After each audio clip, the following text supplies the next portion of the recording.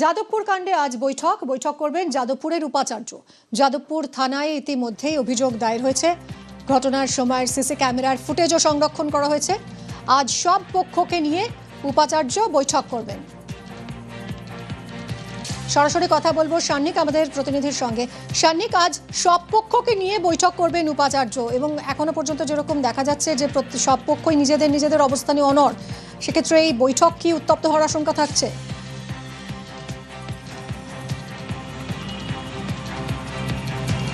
দেখো, একাধিক বিষয় আজকের বৈঠকের ক্ষেত্রে গুরুত্বপূর্ণ। আমরা জানি যে তদন্ত কমিটি গঠন করে দেয়া হয়েছিল, এই উপাচার্যের তরফেই একটি বৈঠক করে এই তদন্ত কমিটি গঠন করা হয়েছিল, কিন্তু সেই তদন্ত কমিটি কাজ শুরু করার আগেই বেশ কিছু সমস্যার সম্মুখীন হয়েছে। সেক্ষেত্রে যাদেরকে দায়িত্ব দেওয়া হচ্ছিল তাদের মধ্যে বেশ কিছু মতানৈক্য হচ্ছে এবং সেই গোটা বিষয় নিয়ে কিন্তু এই তদন্ত কমিটি আবার নতুন করে ফরমেশনের প্রয়োজন রয়েছে। সেইটা একটা গুরুত্বপূর্ণ ইস্যু।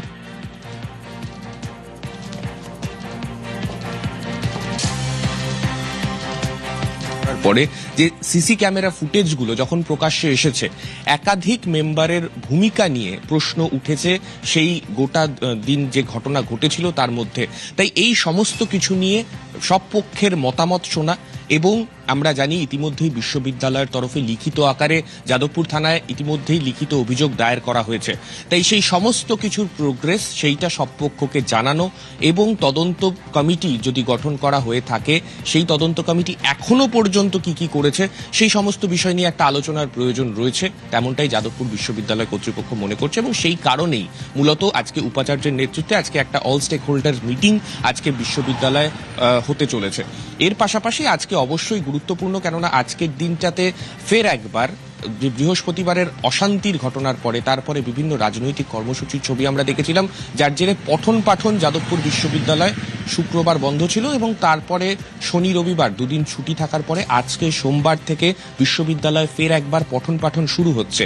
তাই এই গোটা সবকিছুর মধ্যে সেই ঘটনা, যে ঘটনায় এতটা প্রভাব পড়ল যাদবপুর বিশ্ববিদ্যালয়, তার ক্ষেত্রে তদন্ত থেকে শুরু করে অন্যান্য প্রিভেন্টিভ মেজার্সের ক্ষেত্রে কতটা বিশ্ববিদ্যালয় এগোচ্ছে বা এগোতে চলেছে সেই বিষয় নিয়েই আজকের এই বৈঠক, তেমনটাই এখনো পর্যন্ত জানতে পারা যাচ্ছে। ধন্যবাদ সান্নিক। যাদবপুরের এমব্লেম ভাঙার অভিযোগে তুঙ্গে তর্জা। এবিভিপির কেউ জড়িত থাকলে তাকে বহিষ্কার করা হবে বলছে এবিভিপি নেতৃত্ব। একই সঙ্গে এমব্লেম ভাঙা নিয়ে অধ্যাপক রাজেশ্বর সিনহাকেও নিশানা।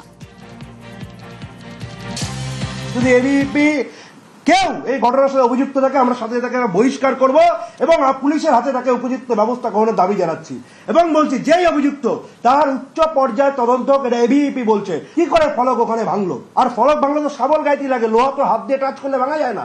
ভাঙলো কি করে ফলক? এটা রাজেশ্বর সিনহার পরিকল্পিত চক্রান্ত। যেভাবে বিদ্যাসাগরের মূর্তি ভাঙায় আজ অব্দি অভিযুক্তরা খুঁজে পাওয়া যায়নি, ভ্যানিশ হয়ে গেল, ঠিক একইভাবে ফলক ভাঙার ঘটনাতে অভিযুক্তরা ভ্যানিশ হয়ে যাবে। এবং ফলক ভাঙার ঘটনায় আমরা রাস্তাতে নেমেছি, আমরা রাজ্য জুড়ে পাল্টা বিক্ষোভের ডাক দিচ্ছি। ফলক ভাঙায় প্রকৃত দোষীকে বের করতে হবে।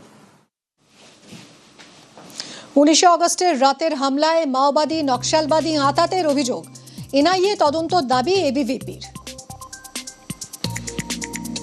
ফলক ভাঙার ঘটনায় আমরা স্পষ্ট বলছি, রাজেশ্বর সিনহা অধ্যাপক, তিনি অভিযুক্ত, তার বিরুদ্ধে থানায় এফআইআর হবে, উচ্চ পর্যায়ে তদন্ত। এতগুলো মিডিয়ার ক্যামেরা এড়িয়ে কি করে ফলক ওখানে ভাঙলো? এবিভিপির সাথে ওই দিন রাতের ঘটনায়, পরের দিন এমব্লেম ঘটনায় দূর দূরান্ত অব্দি কোনো যোগাযোগ নেই।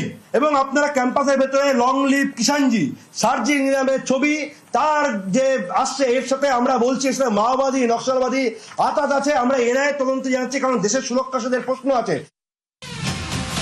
মত পার্থক্য থাক, হাতাহাতি বাদ যাক, মতবিরোধ থাক, বিবাদ বাদ যাক, ক্যাম্পাসে তর্ক থাক, সংঘর্ষ বাদ যাক, অশান্তি নিপাত যাক, যাদবপুর বদলে যাক, শিক্ষাঙ্গনে দাপাদাপি কবে সারবে এই ব্যাধি? ক্যাম্পাসে সব রং থাক, রংবাজি বাদ যাক, ক্যাম্পাসে হুজ্জতি এবার হোক ইতি।